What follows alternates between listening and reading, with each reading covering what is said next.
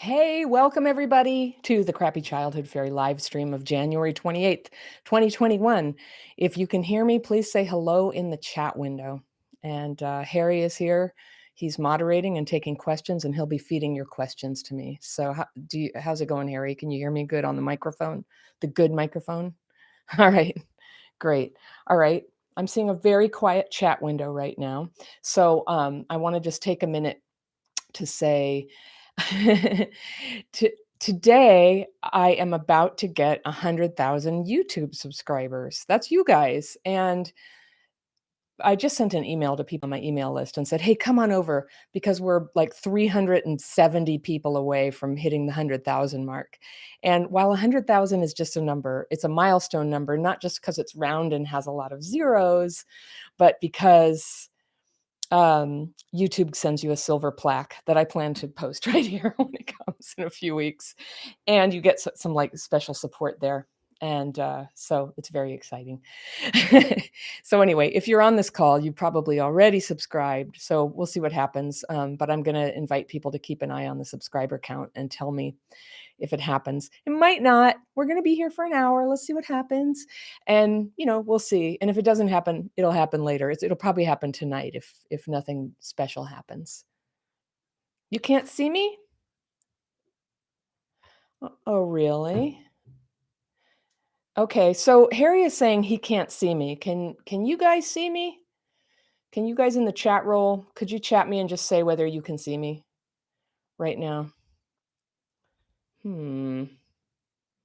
I can see you. Okay, Milton can see me. Hi, Milton. Hi, Zill, Gretchen, Claire, Eveline. Okay. Hmm. Maybe you're not moderating this call, Harry. Why don't you go leave moderation and come back in?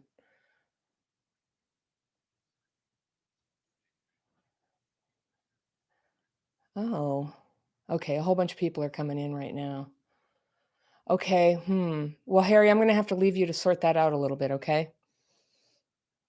And on some other device or something. Come on in, and then I'll be listening on the phone. Let's stay on the phone. Okay, I'm talking to Harry in my headset. Harry. Okay, good. All right. All right. We're in business. It's live, everybody. Anything can happen. So thank you for coming. Here's everybody's name here. Woo. And Harry, I forward you, somebody wrote me a question in advance of the call. So you have that until a question comes, but I see they're starting. So for those of you who just joined, we're trying to reach 100,000 subscribers right now. If you're here, you're already subscribed, but keep an eye on the count. We're just like 350 or 370 people away from 100,000 on the call live. Be kind of fun if it happens. So I am ready for a question. So Harry, could you feed me a question, please?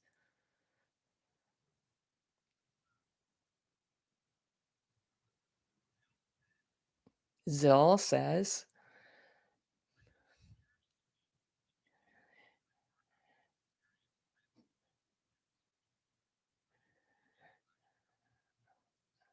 okay, slow down, slow down. Okay. Severe PTSD and a partner who also has it and has violent outbursts. Okay, say that part again for me because that's pretty serious.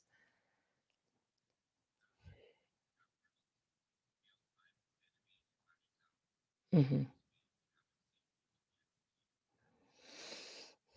Okay, so he lashes out. And so did I insert the word violent, or it's not physically violent, it's emotionally violent?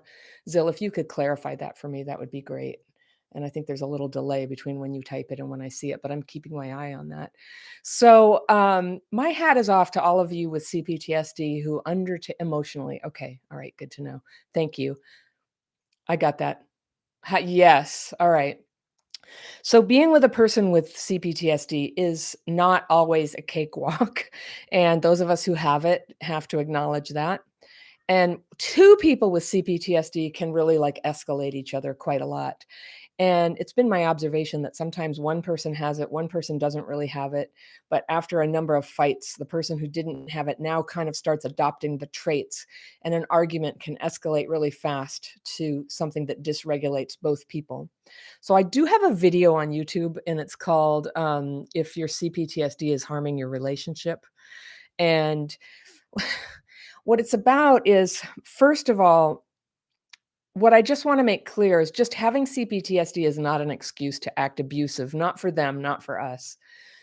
Acting abusive, just there here's what you do. You absolutely have to, like, separate from that and cut it off. If you're the person who's being treated in an emotionally abusive way, and what do I mean by that? Threats, "I'm gonna leave you. I'm never coming back. I never should have gotten together with you," and then later, "No, I didn't mean what I said." Okay, so that's emotional abuse. That's giving somebody hurt, and it's not actually what's intended, and it happens with CPTSD. And sometimes we have to do our healing behind the scenes so that it doesn't happen, so that we never ever take out that dysregulation on other people. So I'm going to say that to those of you who are on the receiving end and on the giving end. If you're on the receiving end and somebody's behaving that way, consider the person intoxicated. It's not a drug, but it's like one. They are not acting as themselves, and removing yourself is the smart thing to do. So, I teach in that video and also in my dysregulation course techniques for how you can get a quick separation from somebody who's flipping out, basically going into CPTSD expression, and you don't want to lose 3 days to dysregulation even if it's just a bunch of verbal stuff you've heard 100 times before. And, you just say, I can feel like this argument is going down a bad path. And right now, I'm going to take a little break. And if this is a relationship that you want and you know that you have means to work this out, and you can say, I'll be back, and you can pick a time, just pick a realistic time. In an hour, why don't we come back together and we can talk about it then? Everybody who is going to stay in a relationship needs a chance to talk again. And when people have CPTSD, so much of the time, there's this abandonment wound. And if you just say, hey, screw you, I'm storming out the door, and you grab a suitcase or you just drive off, it's going to be really triggering to the other person, and it's going to really slow down that process of communication that's trying to happen. So that's like the best case scenario of what's happening when things escalate like that to two people dysregulated and lashing out. Communication is trying to happen, dysregulation's getting in the way. So the really smart, mature person, the one who's most mature, initiates this process of taking a little separation with a promise of coming back. And the only time not to promise coming back is if you actually mean you're not coming back. Don't make threats you don't intend to carry out.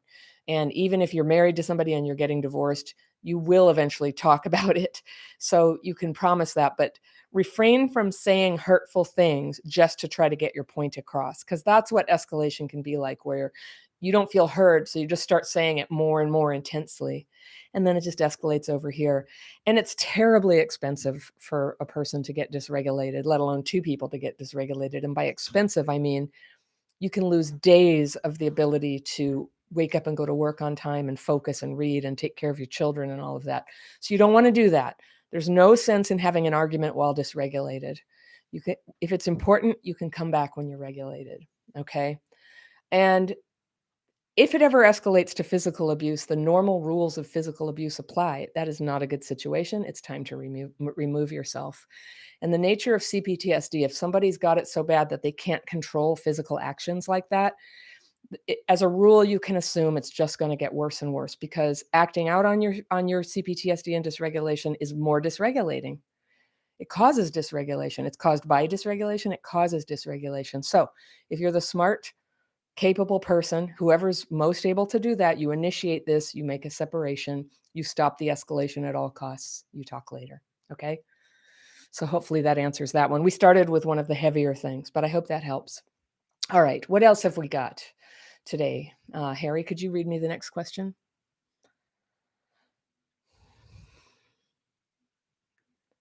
Rudy? Ruby? Ruby. Okay. Hi, Ruby. Hi.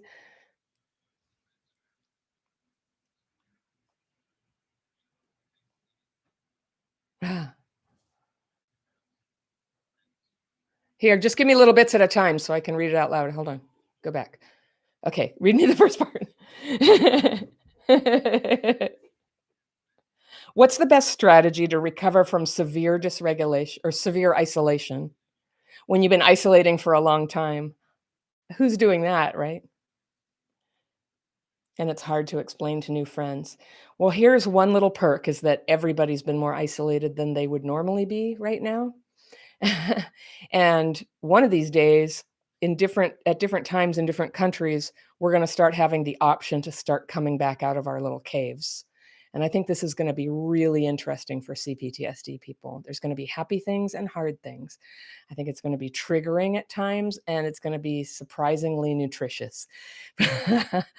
Because without a level of connection that, different people have a different need for different amounts of it, but hardly anybody's getting what they need, and it does start to make us bonkers, and we're all at risk of turning into that old person at the window going, "Hey, you kids, get off the lawn."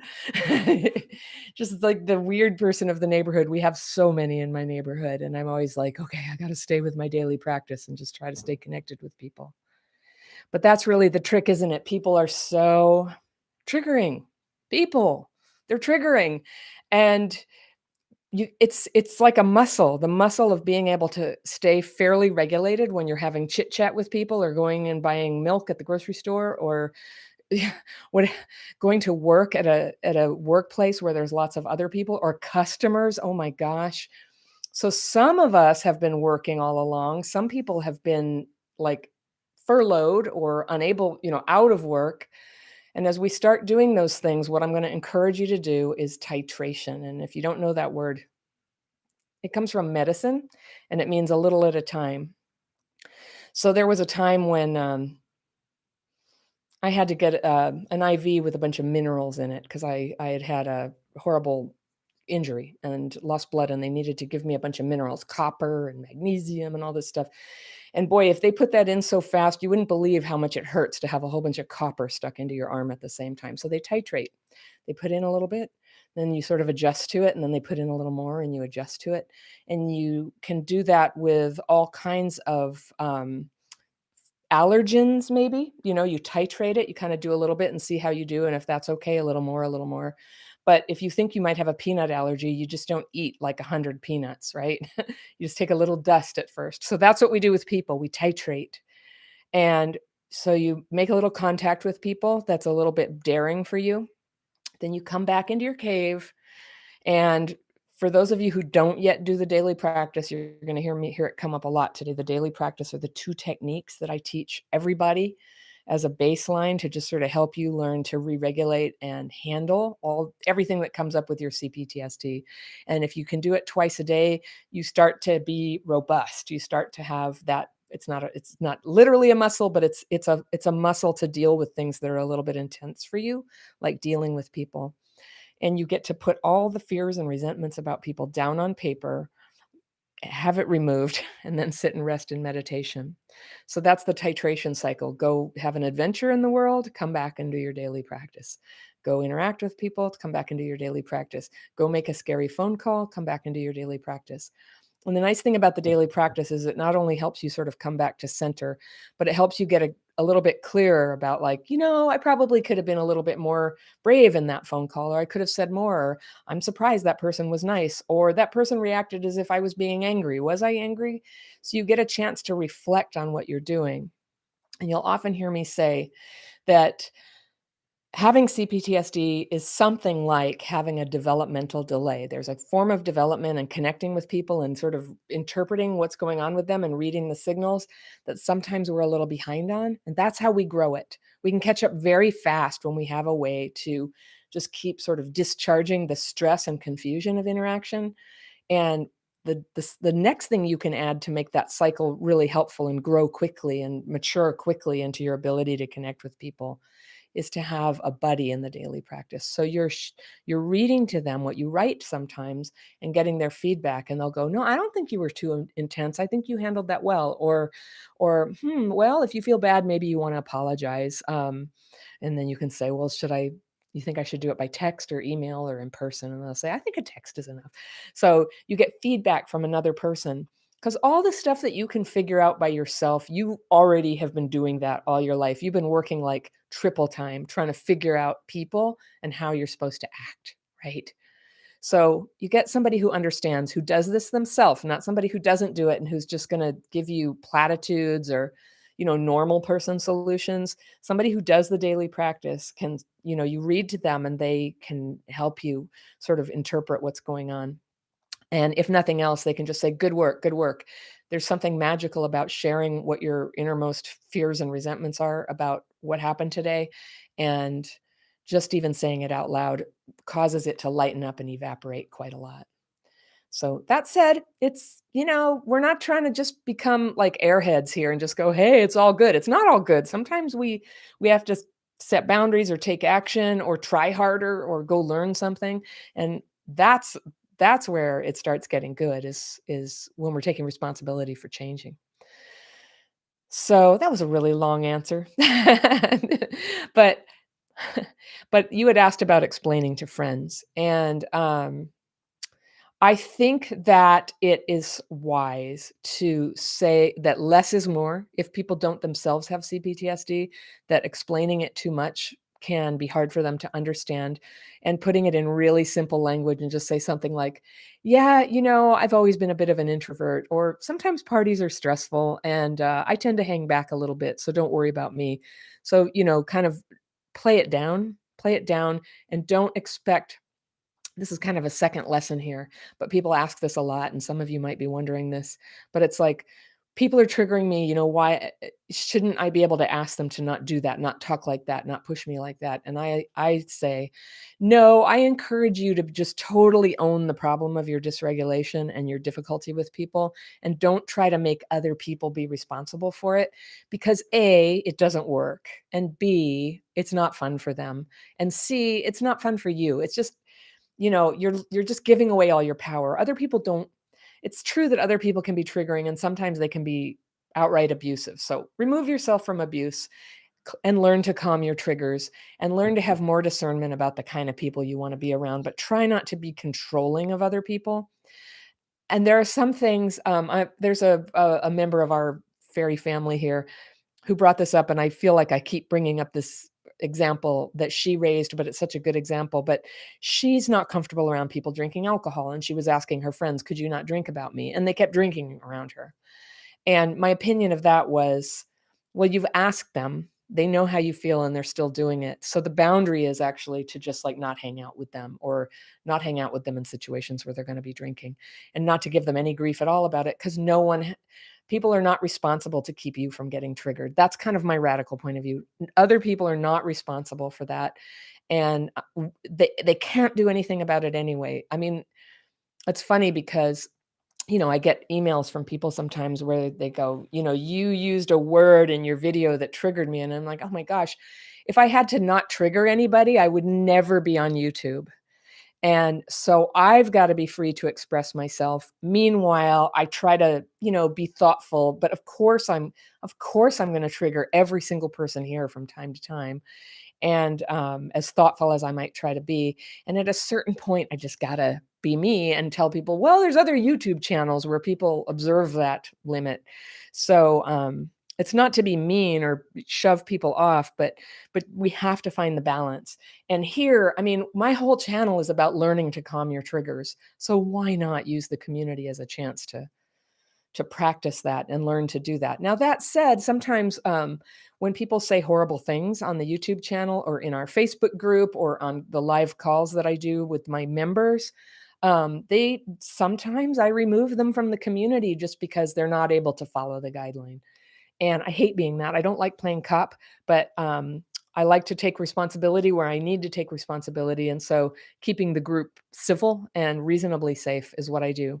But that word safe, somebody asked me about this yesterday, can I expect to feel safe? And I was like, if what you mean by safe is I never get triggered by other people, no, you can never expect to do that. That's why we all ended up isolated, is like the level of safety we needed was like outside of other people. If we're going to reintegrate, we're going to have to learn to, calm. We're going to have to learn to calm, right? So it's all good to know. And the calmer you are, the more you can use your smarts about how use your smarts about how, who do you need a boundary with? What situations do you want to be in? Which ones do you want to remove yourself from? It gets easier to do the calmer you are. And I think that a lot of us going into healing, we think, if I calm my triggers, I'm just going to be a doormat. But it's not so. It's the other way around. A calm person is able to have pretty good boundaries. A dysregulated person is completely confused about what they get to do, what they get to limit or call. So That's that one. I'm gonna ask for the next question. Harry, what do you got for me in little chunks so I can repeat it to people? They can't hear you.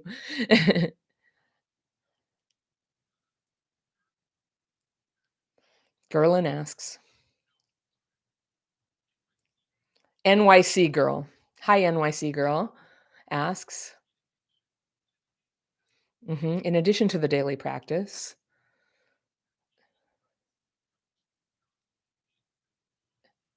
is there any advice on how to not leak anger around others?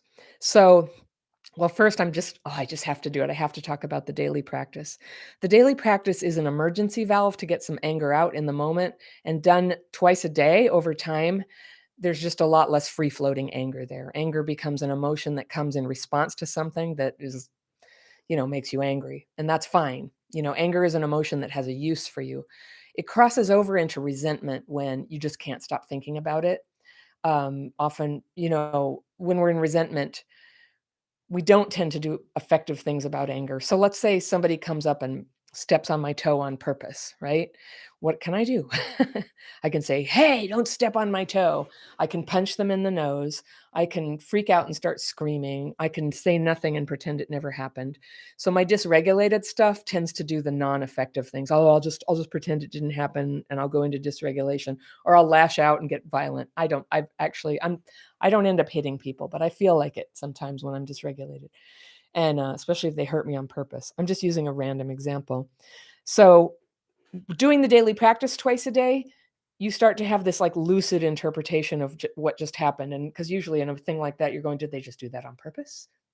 Well, when you're deep in CPTSD, you don't know, you never even know, you can't even read it whether it was on purpose, and you always have that doubt, maybe it's just me, maybe they're taking advantage of me, should I call the cops? Should I shut up? I don't know. And the whole thing just spirals into pulling away from people and hating ourselves. So, it's good to express ourselves, and it's good to express ourselves with some good perception, and that's what the daily practice does, and that's why I have to keep saying that. Like, other than that, you can hold I would just say a good rule of thumb is around anger, if you have trouble with lashing out, is use restraint of pen and tongue. If it's important, you can say something later. Now, some of you heard my family had this thing where my son graduated from high school, and because of COVID, we can't have any kind of party or anything, no celebration. This was last Friday, and we went to a bakery to get a little cake for him, and somebody in the bakery started yelling at us, and turned out that there was a limit to the number of people who could be in the store, and we were one over or something, and we didn't know, and the store didn't care, but this person cared, and she started getting excessively screaming about it. It was very upsetting, and I left. And her anger her anger about it, like, with everything I know, I'm just like, "Man, she's got some well of crap down there that's coming up right now, and she's scared, and she's feeling out of control, but that doesn't mean this is okay with me." And it was just so sad because it was our pathetic little graduation celebration that was getting all pooped on here. And, so that's the thing. Anger, and somebody asked me this in Facebook yesterday, "Isn't anger good because it keeps me from being a doormat?" And I'm like, anger is an appropriate emotion in the moment. Resentment is the thing that anger turns into, that's toxic, that ruins all your relationships, that holds you back professionally, that makes you feel depressed and miserable and ashamed of yourself. So resentment we don't want. Anger, we wanna have a nice, alive capacity to feel anger when it's appropriate. Resentment, where we just lash out at people and our emotions get tangled up with the past and who knows what, just dark shadows that we don't even know what they are. No, we don't want that. That's what's going on the paper. That's what's going on the paper. And the beautiful thing about dealing with your resentment is that when you actually have anger, it's just so much clearer. I can't tell you how many years of my life. I'm thinking of an example. Someone catcalled me. That doesn't happen anymore, but when I was younger, I got catcalled in a vulgar way that was frightening to me, and I was afraid I was gonna get hurt. And, and I was angry, and I yelled at the person, and then they came after me and tried to hit me with an umbrella. And all these other people around, and I said, "Hey!" And all these other people came around and protected me from that. Good anger, right? Anger helped me. So resentment, I here I am, it's 30 years later, I'm still thinking about it, but I think I can honestly say I'm not resentful about it anymore. I don't like being resentful about stuff. I still have stuff that I'm still like, it still comes back and haunts me, and I start feeling bad about myself. And it tends to be connected to a few old themes, that come up for me, like nobody likes me. I never got a fair chance in life. You might have similar ones, you might have different ones, but these are mine. I always get overlooked. And I don't need anybody. I don't need you. So when I'm thinking these thoughts, I've done the daily practice enough times that these resentful thoughts or self-pitying thoughts, I already know like, oh, I'm doing it again. I'm in resentment. I'm just in the well here and I need to get out. It's just not those are not useful thoughts. They don't lead to anything I can do about problems. It's when I'm free of them that I can do stuff about problems. And curiously, now that I have less of that tangled up resentment about the present mixed up with the past and belief that people are out to get me, the less I have of that, the less people are out to get me. I just don't come off as so much of a troubled person. See how I said not so much of one? I don't come off as so much of a troubled person that puts people on their guard. I'm just easier going. And I like that. I'm easygoing and I'm very fierce when I have to be. So, but it's always a work in progress. All right. So, next question. What you got for me, Harry? Charmed one.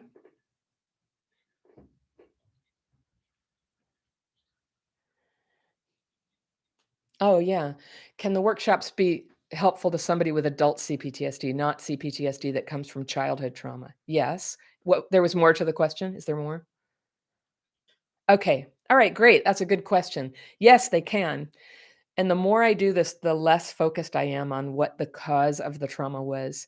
People are asking me all the time, I'm not sure. I was 19. Is that childhood trauma? It's like, oh, who cares?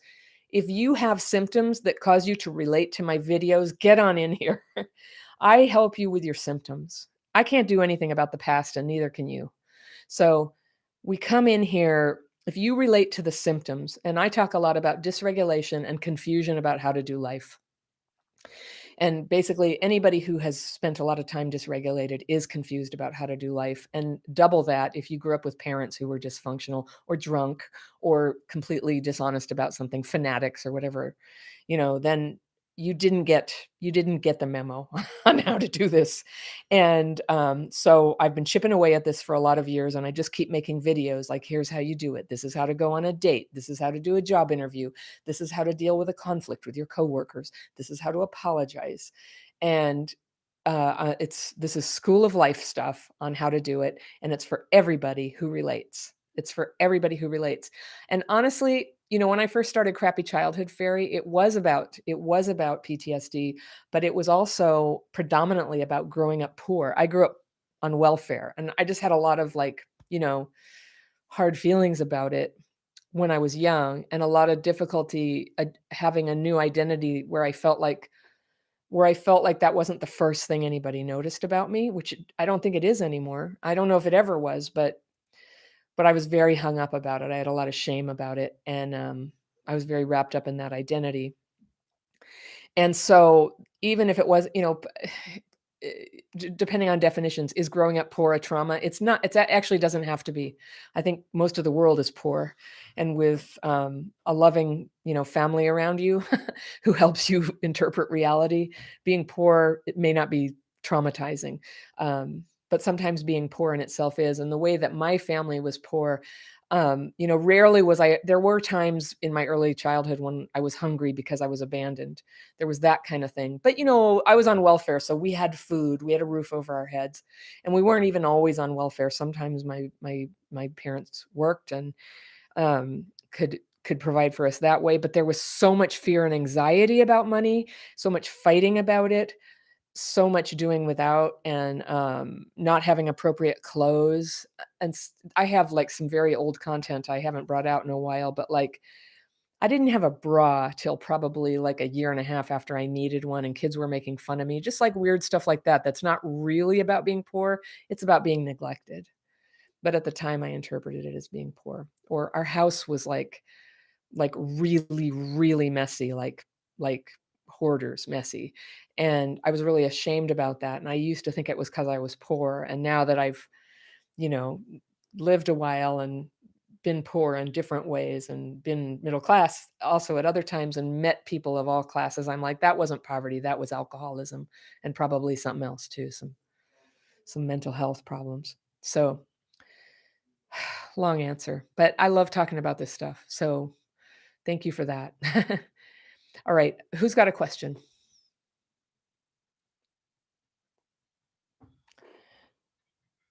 Can you tell? It's just a minute. Can you tell him to keep his voice down? Thanks. Coco asks,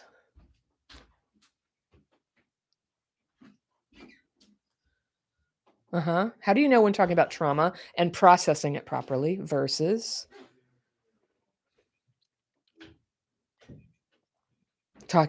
talking about it and reliving it? All right, I'm going to give you my answer, but I know that people are really different about this. But I think a lot of you here are on my channel in the first place because you relate to me, and some of us, we've become predisposed to have a hard time talking about the trauma because I talk about that a lot. So many of you relate. Not everybody here on the channel. The word processing scares me to death. All right. I associate that word with this thing that I hate.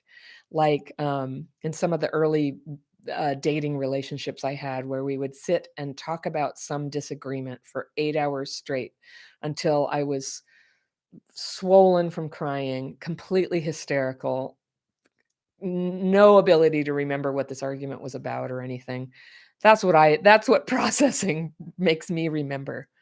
When I learned the daily practice and I learned I could write down what was bothering me and read it to somebody, or if they're not interested in hearing what I wrote or doing this themselves, and most people aren't, I can do it myself, read to somebody else, or even just do the writing. And when I do open my mouth, it's clearer. Now, my favorite thing, the thing that saved my life was when I first learned this, the woman who showed it to me, she would let me read to her what I wrote. And it turned out if I went to therapy and talked about this stuff that was breaking my heart, I would get so dysregulated that I couldn't even like drive. If I wrote my fears and resentments about it and asked it to be removed, I would already feel 80% better. And then I'd read about it and be able to get a little feedback from my friend who, at this time I was 30, she was 23. Normally at 30, you don't go to a 23-year-old for wisdom, but man, she had what I needed. And so she would just sort of help me, just help me like reason out what was that? What was the disturbance there? Or have a laugh with me, because when you've written it and asked for it to be removed and then meditated and then read it to somebody, by then a lot of the stuff you're just like, oh, it's lost its power over you. The spell is broken. And then some stuff is actually like you're clearer than ever. I need to do something about this. This is not right. It's dawning on me now. I'm coming out of denial. So all that, like, that perception soup that is what it's like to live with CPTSD. It's like, am I overreacting or underreacting? Should I marry this guy or should I call the cops? I don't know. And it's a horrible dilemma all the time when you can't read what's going on and you don't trust your judgment. So that daily practice helped me get some judgment back to where when I did open my mouth and say something, it would be a lot more composed. It would be a lot more based on what happened. Because, even if you have CPTSD, if you're around somebody else who has it, you know that CPTSD people can be so unreasonable. You're like, when you said that thing about buying more bananas, it was an accusation, wasn't it? You think I just took all the bananas, or you think I don't care. I'm just making an example. Stuff gets inflated because everybody's old fears and hurts are attaching on. The lady in the bakery, I could see, this wasn't just about like there were 6 people instead of 5 people in the bakery. This was like no one had ever cared about her and her whole life was precarious and she was in danger. I could see that. I can see her fear like talk bubbles around her. I've done this so long. I can see it, and I can see it in myself. So processing, I know that when you said that word, you didn't mean like the horrible thing, but what our culture has used as the predominant way to deal with the harsh feelings and the legacy of trauma is go talk to somebody about it. They're like, you need to go talk to somebody. Do you want to talk about it? Oh, tell me what happened. That's the normal thing that everybody does. So here's the revelation. Some of us don't do very well with that. We do need to express it. We do need some support around it, but just talking about it and processing it isn't necessarily where it's at. And furthermore, having CPTSD means perception is distorted. And when you're not in the middle of it, it's easier to be humble and admit, yes, my perception gets distorted. I begin to think, um, people are against me or something was a plot. And when other people do it, it's so easy to see when somebody's perception is distorted and you're like, "But I didn't mean that. But that's not what I said." But yeah, it's so frustrating when somebody does that. So processing means you have to deal with all that stuff. Using the daily practice means you eliminate a lot of that stuff and then bring something more like communication to the other person. And if you do have a way to get support from somebody who listens to what you've written, you have less of that dire need for somebody to heal your abandonment wound in that moment, to heal that. Like, who anybody who has CPTSD somewhere in there has some kind of abandonment. Nobody cares about me. I don't get nobody's responding. I could just die and everybody would just step right over my body. We have these like dire fears in there. And then we start trying to process with somebody and it's leaking into things that we're actually trying to say that are not about nobody's stepping over our bodies. It's not about that. And nobody can fix us. They cannot fix us, especially when we're being unreasonable like that. So it's a whole new playing field when you have a way, let's call processing, taking that and pooping out those feelings onto a piece of paper. That's a disgusting metaphor. Okay, writing it with a pen onto a piece of paper rather than going to, my husband and going, "I just feel so alone, make it stop, make it stop." That just never goes well. And it's been the greatest gift of my life to learn how to lose the fear and also, becoming spiritual through this process. I just kept finding that a very good feeling would come and visit me after I did this process much of the time. And I could rely on that no matter how bad I felt, I could always feel a little bit better. And I mean, good with a capital G. I would just sort of, a good feeling would come and I'd feel better. I'd feel more like I can deal with this. I feel more hopeful, give people a break a little bit, like something better would come over me from doing it. And then, I never could have like a long-term relationship. I've been with my husband 12 years. It's a miracle, And it's because of that. It's because less and less do I come to him with all the full force of my past, my expectations, my emptiness, and I can come to him with something more like he can respond to. You know, like, can you help me more with the kitchen? I feel like it's all on me. Or when I'm talking, could you just like not look at your computer and look at me? Those are like real things that I complain about. And they are things that he can fix, right? And he does. He cares enough to fix most of the time. So, and likewise, he comes to me with that stuff. And it's when I'm not dysregulated, I don't get overwhelmed by his requests for stuff like that, yeah, I can fix that. Like, he doesn't like when I drive to tailgating somebody in front of me. His standards are way stricter than mine about that. I'm like, "I can fix that. I don't wanna cause him stress. No problem. I'll hang back farther than I would." So, I hope that helps. I'm gonna take the next question. How are we doing on the count, by the way? Can anybody see it? How's the subscriber count? Are we getting anywhere near the magic number? I would be so amazed. I've gained 100. Since I started. Oh, wow. That's really a lot for 40 minutes. Thanks, everybody. Seems unlikely we're gonna hit the number, but it'll be today, and I'm so excited. Okay, so great. I really appreciate everybody who did that, and if you did that and you're on the call, awesome. Okay. So, next, we're at 99,700, so we need 300 more. Okay. 300 more. Yeah, okay, that would take a miracle, but who knows? It'll happen today or tonight, and I feel really good about it. And who did it? You did it. Thank you, guys. All right, next question. What mhm. CL asks, hi CL.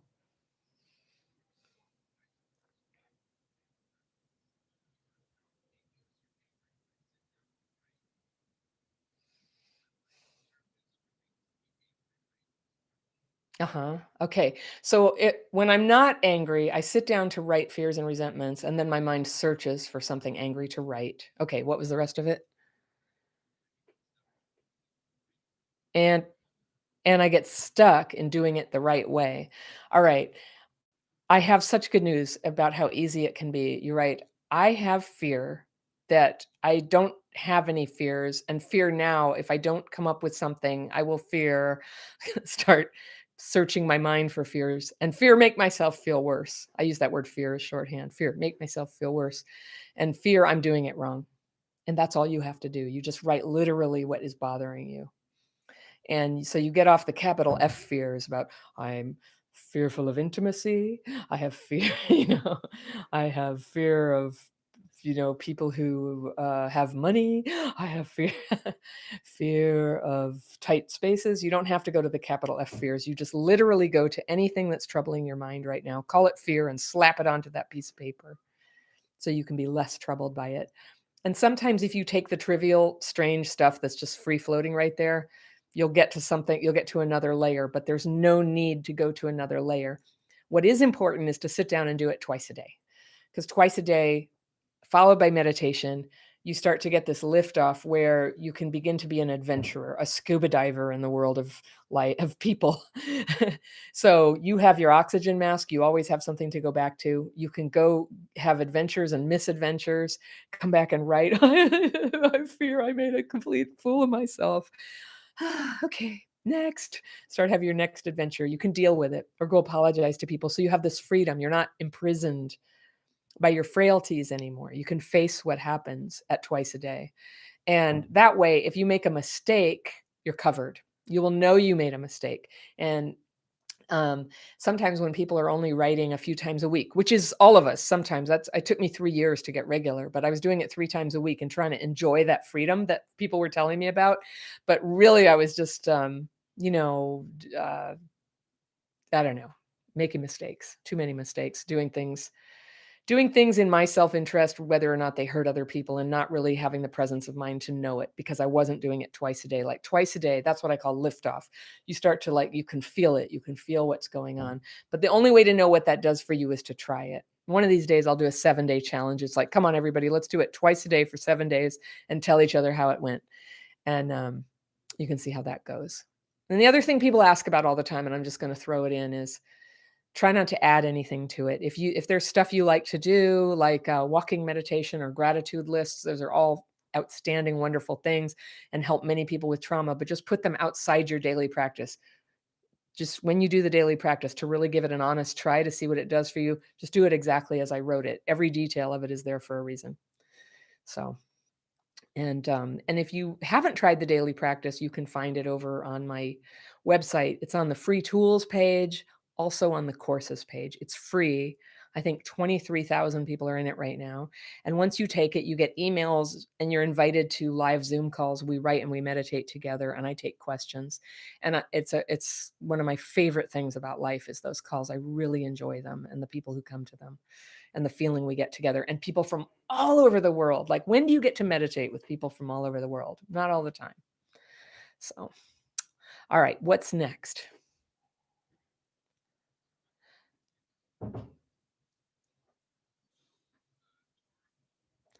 Tara Caldwell, hi Tara, asks,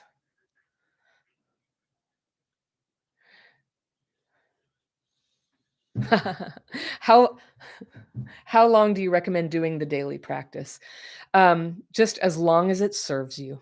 You know, I did it for 3 years badly. Then I did it for 9 years religiously. Then I said, this was stupid. And I quit for 2 years. Then I experienced what that was like. And I realized that my life was going down the drain. So I picked it up again. Then I learned about PTSD and I got very serious about it and started teaching the world about it. Every once in a while, I miss it.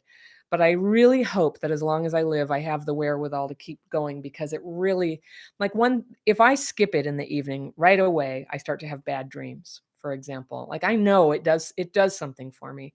I also start to feel really like, and it doesn't always, when you're doing it, you might not feel like it did something for you. So I just say do it for 7 days. The first time I did it, I was in so much distress that being able to write it on paper and then read it to somebody, it was just such a profound relief that it was life-changing right there. Some people are gonna they're gonna watch it on a video and they're gonna write it and they're gonna go, "I don't know what to really feel like anything. But, just like let your heart tell you, did it give you comfort? Well, do it again and see if you can do it even more. And if you really like it, go learn proper meditation, not just the little, flimsy version I taught you. If you already have a strong meditation practice in a discipline and it's really easy and automatic for you, do that. But don't I would say if you don't yet have a regular meditation practice, I would favor simple meditation like I teach, Vedic or transcendental meditation, or there are some equivalents, versus forms of meditation or prayer that are much more active in your mind, such as focusing on your breath, praying the rosary, reciting a sacred passage silently to yourself. Those are all things I've done, and I think they're powerful and wonderful, but they're not the daily practice. The daily practice is there to rest, just to rest and to let your mind heal itself. And, as many of you know, I became a God person from doing this just because I could not deny that some healing came from like profoundly from outside myself from doing it. But you don't have to believe in God to do this. I would just appeal to the strongest power you know. And if you have nothing like that, if you're pure atheist, appeal to the power that heals your skin when it is scraped. Something besides you does that healing, and it's there to heal you, and you can turn to that. Okay, turn to that. It's an inclination towards healing, and you're going to go float on that like a gentle river, your inclination towards healing after you surrender your fears and resentments. The downside of not being having a higher power is that you have to release your fears and resentments, and I just find that hard personally. If you have some kind of a higher power, you can say, please remove. That's up to you how you handle that. You can, if you're at all open-minded about it, try appealing to a power, nature, the universe, God, the highest you can go without making yourself, feel crazy, and just see what happens. Stay open-minded. That's what I did. I stayed open-minded, and my understanding of the whole thing evolved. And whenever I talk about it, I feel like I just make it sound stupid and trivial, and it's not. You have to try it. You just have to see what your experience is. So if you're ever sick of doing it, just don't do it. You don't have to do it. The reason I do it is because my life gets so painful and I push everybody away and can't deal with anything when I don't do it. So I do it. It's like food. Actually, I like eating. I like eating even more than I like doing the daily practice. But if you're in the groove of doing it, like it feels so nice. It's like having a cup of tea and sitting down and just kind of resting a little bit. And for anybody who says they don't have time, I'm just going to remind you that the problem of time is really the problem of attention. So when you're dysregulated, half of your waking hours and you can't focus, your day just got cut in half. You don't have time to use your mind at will to go, I think I'll go read a book. I think I'll make a phone call. I think I'll draw. I think I'll go look at job listings and see if I can get a job. I think I'll do my job really well so I get promoted. I think I'll go ask that person out for a date. So all of that just gets washed away. So what is time? Time is the ability to pay attention, and you can recover it quicker than you think by practicing these techniques, and time expands. So if you have to spend half an hour in the morning and half an hour in the evening developing that, well, I'll tell you for my part, I have a better attention span than people who don't have CPTSD at this point, I think, in my observation. And the more I do my daily practice, the more I have that sort of focus. I wish I had better focus. I lose my focus when I succumb to processing. Very expensive. All right. Who else has a question, Harry? Free Bean. Hi, Free Bean. Free Being. Okay. Hello to my fellow Free Being. Hello.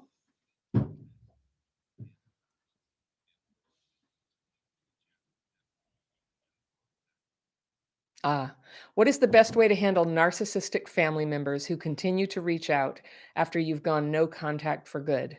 Well, for one thing, I wouldn't know. My family is not in contact with me.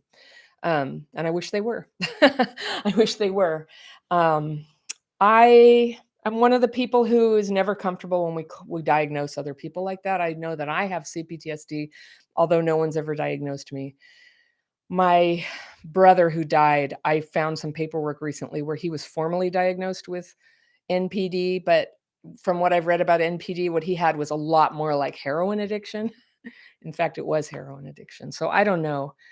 I I follow studies that say that the way that people use diagnosis is so uneven, and especially when it comes to how it's treated, that it's almost meaningless. So I'm just going to tell you that up front, and I'm going to reclassify a family member who you would ever not want contact with as somebody you don't want contact with. To just call it that.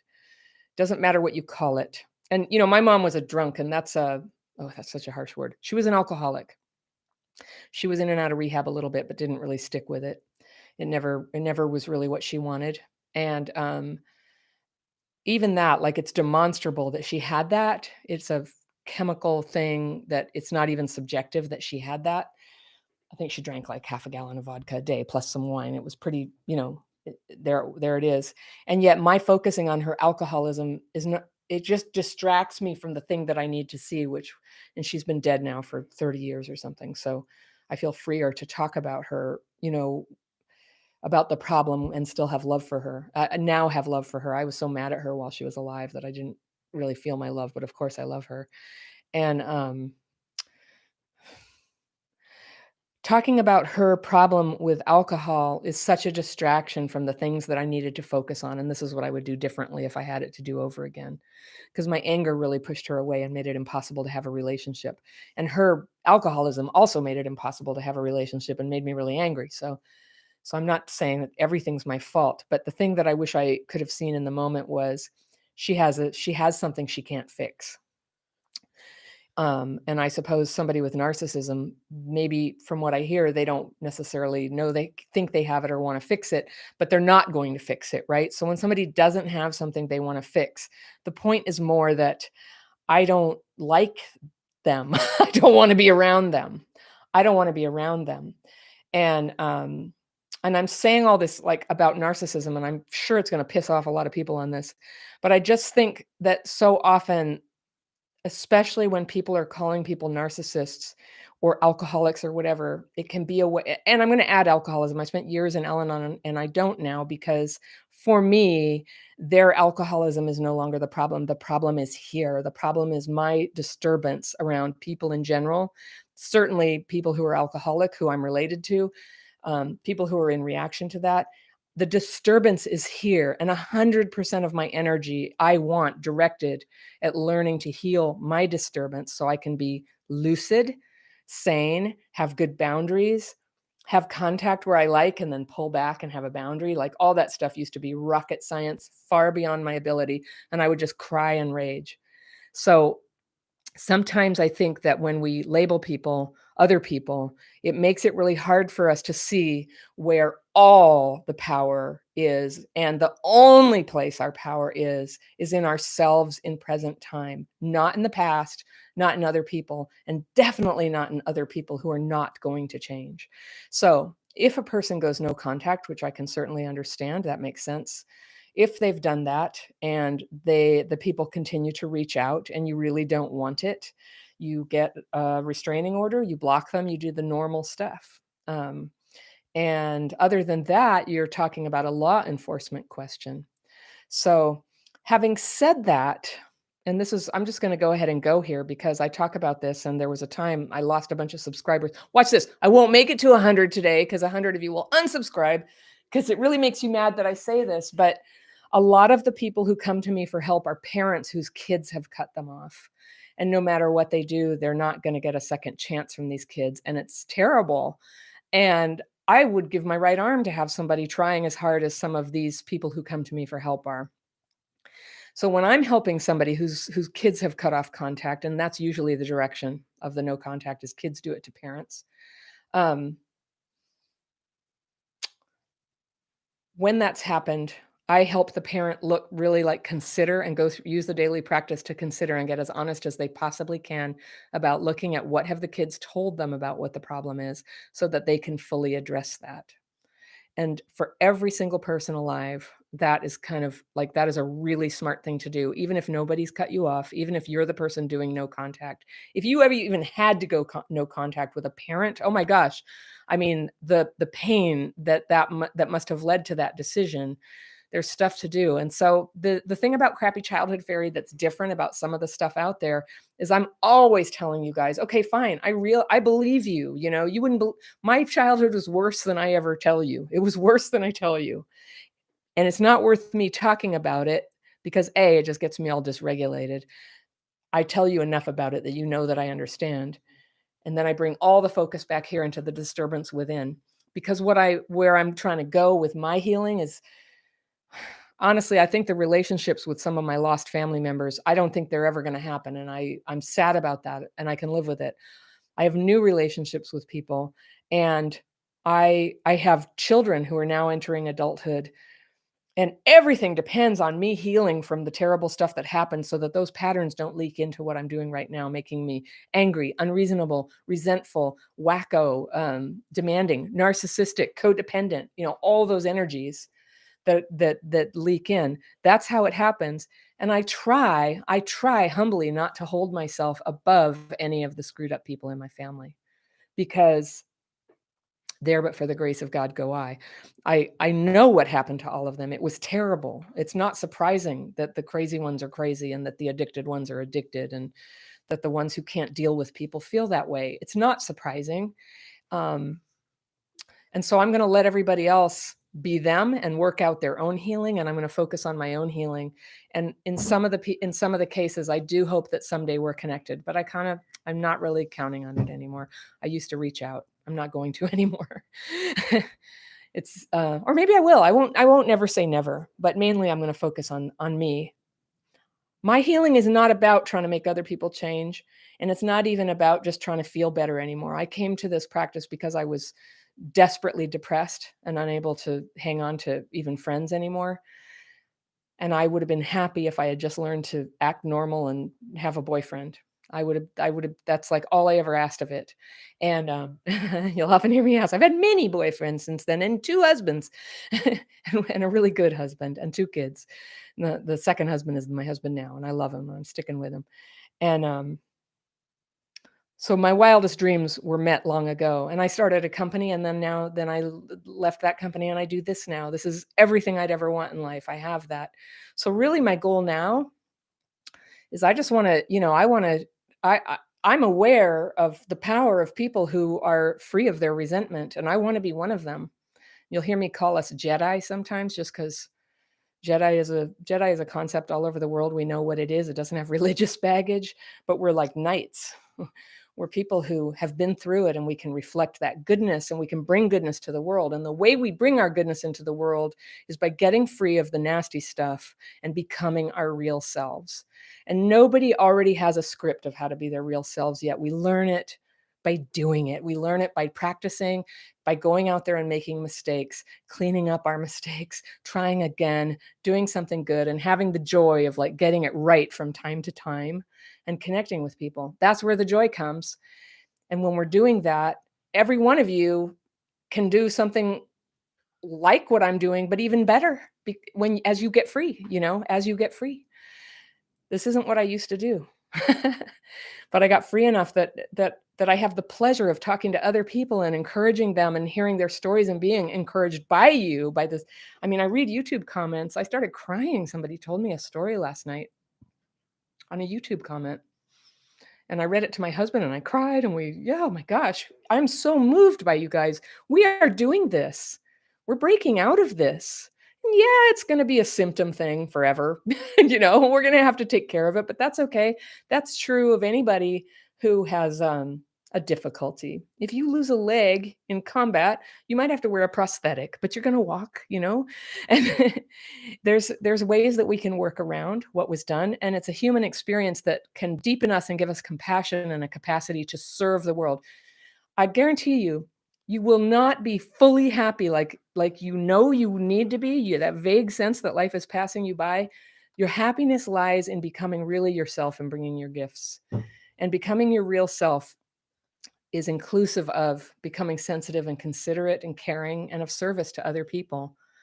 It's not just I gotta be me. It's a life filled with love and service. And some people do that through a more contemplative, alone life. Some of us do it in a public forum. I'm doing that in a public forum. Some of you will do it by the jobs that you're doing right now. Some of you will do it through raising children. Some of you will do it by being a dear friend to others.